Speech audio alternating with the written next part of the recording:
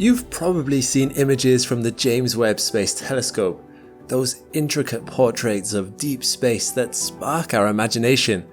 But here on Earth, a new, ground-based observatory has started capturing images that are every bit as extraordinary. If you watched my video in 2020 about the most exciting telescope that nobody was talking about, then you may remember just how thrilled I am about the Vera C Rubin Observatory. Perched atop the Cerro Pachon mountain in Chile, this observatory just captured its first ever images with the help from the largest digital camera ever built. This camera, roughly the size of a small car and weighing around 2,800 kilograms, boasts an astonishing 3.2 billion pixels per image. To put that in perspective, it would take you about 385 4K televisions to display just one of the photos from this telescope. That is a staggering amount of data. In fact, the survey can collect around 20 terabytes of data in a single night. Since the observatory is located in Chile and the data center is in the United States, a dedicated 100 gigabit internet connection was built to connect the facility to Miami, Florida, where it taps into the existing infrastructure. The first official images were released in June 2025, and in my opinion, they're among the most breathtaking astronomical images I've ever seen. And this is just the beginning. So what do these first images show us? How were they taken? And what will astronomers be hoping to learn from this ambitious project in the years ahead? I'm Alex McColgan, and you're watching Astrum. Join me today as we unveil these stunning images and explore how this groundbreaking observatory could transform our view of the universe. Although some operations have begun, final testing is expected to wrap up by late 2025. And just as this facility is destined to become a legend in modern astronomy, it carries the name of a woman who was a legend in her own right. In the 1960s, when women were rarely seen in astronomy, Dr. Rubin was credited with discovering the first compelling evidence for the existence of dark matter. And she did so while balancing both her career and motherhood. It's fitting that such a pioneering observatory bears the name of an equally pioneering astronomer. And, like its namesake, the Rubin Observatory will not disappoint. Part of what makes images so crisp from space telescopes like Hubble and Webb is their vantage point from outside of Earth's atmosphere. From space, they are able to avoid the distortion of weather and light pollution, issues that typically plague ground-based telescopes. That's exactly why the Rubin Observatory was built on a mountain in the Atacama Desert of Chile, giving it one of the best observing locations anywhere on Earth. Its extremely dry air and dark skies make for the perfect conditions for ground-based astronomy. And the new observatory isn't alone. The area is also home to several other observatories, including the Southern Astrophysical Research Telescope, the Gemini South Observatory, the Giant Magellan Telescope, and the European Extremely Large Telescope. This location has proven itself time and again as an exceptional observing spot. Interestingly, the Rubin Observatory isn't run by a major space agency like NASA or ESO. Instead, it's funded by the United States National Science Foundation and Department of Energy, and is managed by the Association of Universities for Research in Astronomy. Inside the Rubin Observatory is the Simonyi Survey Telescope, which became the 7th largest telescope in the world when it was completed. Its primary mirror spans 8.4 meters, with a 3.5 meter secondary mirror. But size isn't everything. What makes it truly unique is its third 5-meter mirror. Most telescopes use a 2-mirror system to focus light and correct optical distortions that can come from the curve of the mirror, but the Simonyi Survey Telescope uses 3, giving it an extraordinarily sharp view. Attached to the end of this powerful telescope is an equally impressive camera, to record what the telescope sees. It's the largest camera ever constructed, measuring about 3 meters long and 1.6 meters wide. Designed to capture ultraviolet, visible and near-infrared light, it uses a robotic arm to place filters in front of its sensors. Named after the Legacy Survey of Space and Time, or the LSST, the camera will support this decade-long sky survey.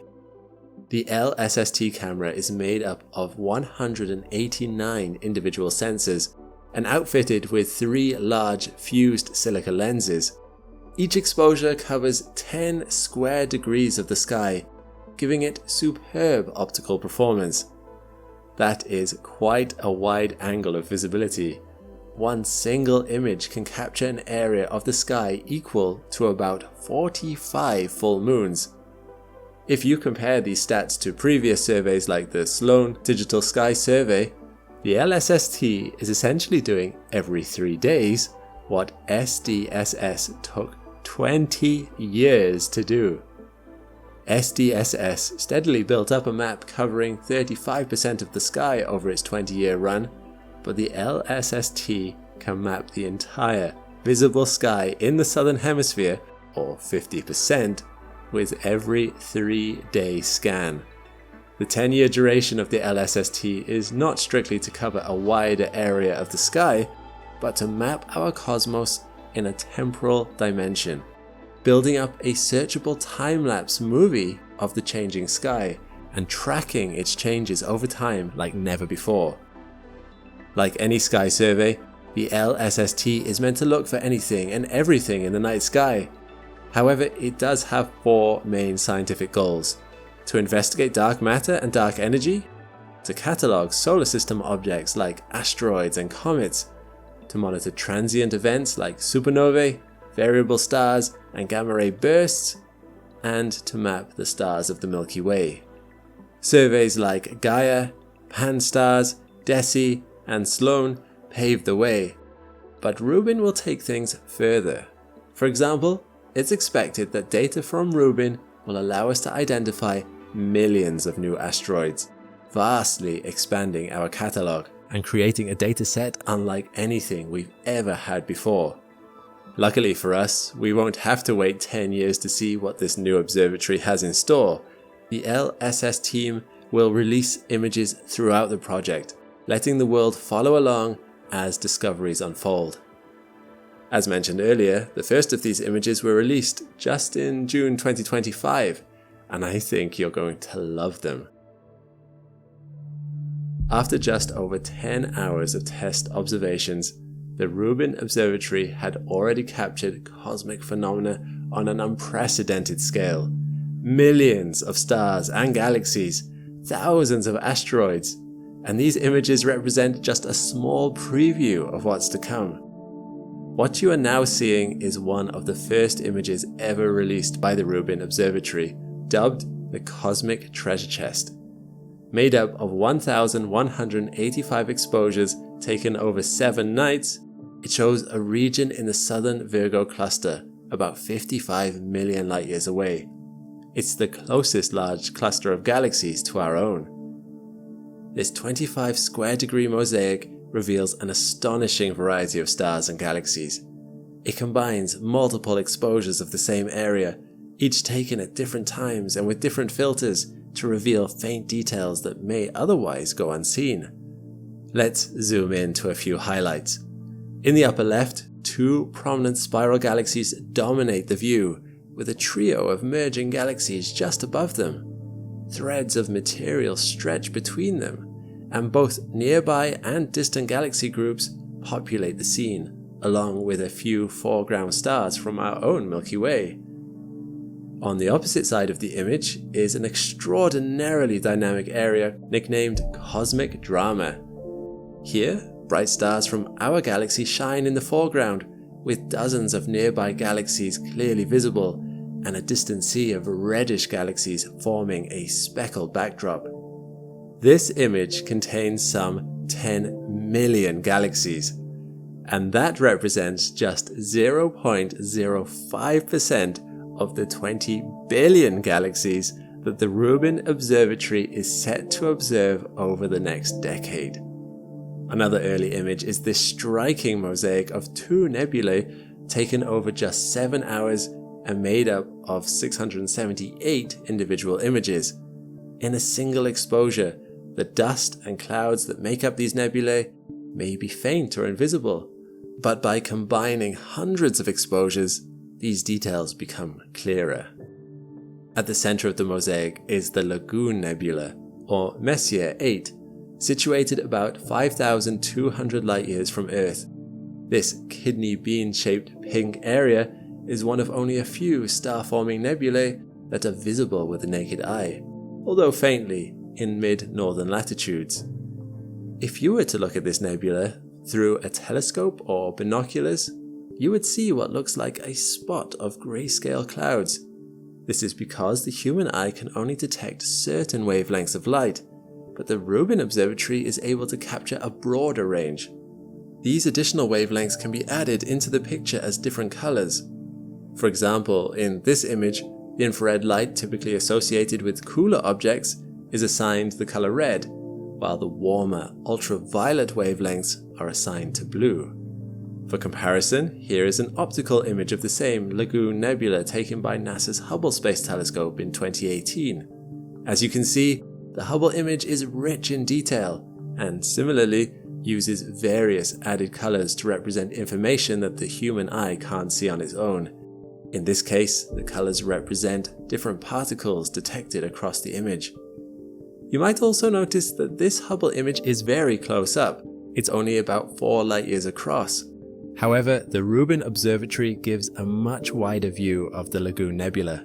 In fact, the difference is shocking. The Lagoon Nebula is a staggering 55 light-years across and 20 light-years tall, yet takes up only a fraction of the Rubin image. Why is there such a difference? Well, Hubble is designed to focus on individual objects. With its 2.4 meter primary mirror, it can capture 16.8 megapixel images of individual objects.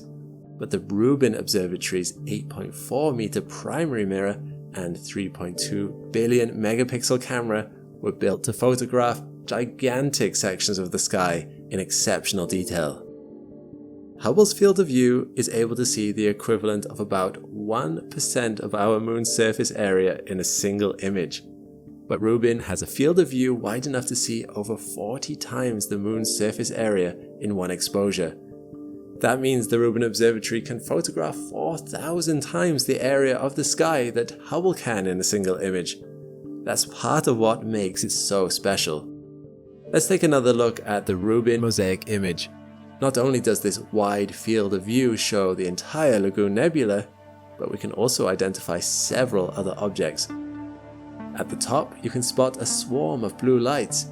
This is an open star cluster known as Messier 21. Just below that, the pink and blue glow of the Trifid Nebula, also known as Messier 20, sits about 9,000 light-years away in the constellation Sagittarius, and can sometimes be spotted with small telescopes. Directly below that is another open star cluster known as Bochum 14, and towards the bottom center of the mosaic image is a tightly packed globular cluster known as NGC 6544, which is home to tens of thousands of stars. The sheer number of stars and galaxies visible in these images is staggering, and to think that on the larger mosaic image, this globular cluster is just a tiny speck. And it's not just pretty images. The Rubin Observatory is already producing real scientific results. In just about 10 hours, the observatory was able to identify 2,104 asteroids in our solar system that had never been seen before, including 7 near-Earth asteroids, which, you'll be happy to hear, pose no threat to us. For comparison, about 20,000 new asteroids are identified every year through the combined effort of all other ground and space-based observatories. Rubin alone is expected to discover millions of new asteroids within its first 2 years of operation. It may also be our best tool yet for spotting interstellar visitors passing through the solar system like Oumuamua or 2I Borisov. Astronomers estimate that interstellar visitors like these pass through our inner solar system about once a year, but we've only recently gotten survey telescopes capable of spotting them, like the Pan-STARRS 1, and now the Rubin Observatory. And that's not all. The observatory also spotted 46 subtly pulsating stars, known as RR Lyrae stars, a type of ancient pulsating star that are often used to measure distance. Over the course of the survey, Rubin is expected to find up to 100,000 more of these stars, with some potentially stretching more than 1 million light years from Earth. By finding these stars, Rubin can help astronomers to map the outer reaches of our Milky Way and explore its structure. In the first year alone, Rubin will collect more optical data than all previous observatories combined. By the end of the survey, it's expected to generate around 500 petabytes, or 500,000 terabytes of data, containing billions of objects and trillions of measurements, a true goldmine for researchers. Once final testing is complete, the Rubin Observatory will repeatedly scan the southern sky, capturing fleeting cosmic events in real time while building a decade-long time-lapse of the universe. I don't know about you, but I am already blown away by these early images, and the real survey hasn't even started yet. I can't wait to see what comes next. If you like this video, there is another exciting telescope that has just begun work, Euclid. Check out its first light images here. And if you'd like, you can explore Rubin's images for yourself by visiting skyviewer.app. It's a lot of fun to zoom in on some of these images. I'd highly recommend it. Combing through 500 petabytes of data, hunting for rare cosmic events, is not for the faint of heart. It requires astute problem-solving skills and sharp critical thinking. But the good news is that these skills aren't just reserved for professional scientists. Anyone can learn them with the right approach. And that's what today's sponsor, Brilliant, helps you do. Brilliant is an online learning platform with thousands of interactive lessons in maths, science, data analysis, programming, and AI, all created by experts from Stanford, MIT, Microsoft, and Google. It gets you involved from the very beginning, then uses hands-on practice to actively build your understanding. No wonder it's 6 times more effective than passively watching lectures. They've also added a bunch of new courses like Thinking in Code, or my favorite, Probability and Chance. Each lesson is short, engaging, and designed to make daily learning a habit so you can reach your goals faster. So why not give Brilliant a go? Scan my QR code or head to brilliant.org/Astrum to get started for free. The link is in the description. You'll also get 20% off an annual premium subscription, which gives you unlimited daily access to everything on Brilliant. Thanks for watching. I was honestly blown away by the numbers of you that signed up to the Patreon. Like I said in the replies to your DMs on Patreon, everyone here at the Astrum team is so grateful to have such an amazing community. If you haven't joined the Patreon party yet, we're still on our long-term 1,000 patron member drive, so you can go to the link in the pinned comment to become a part of that effort. When you join, you'll be able to watch the whole video ad-free, see your name in the credits, and submit questions to our team. Meanwhile, click the link to this playlist for more Astrum content. I'll see you next time.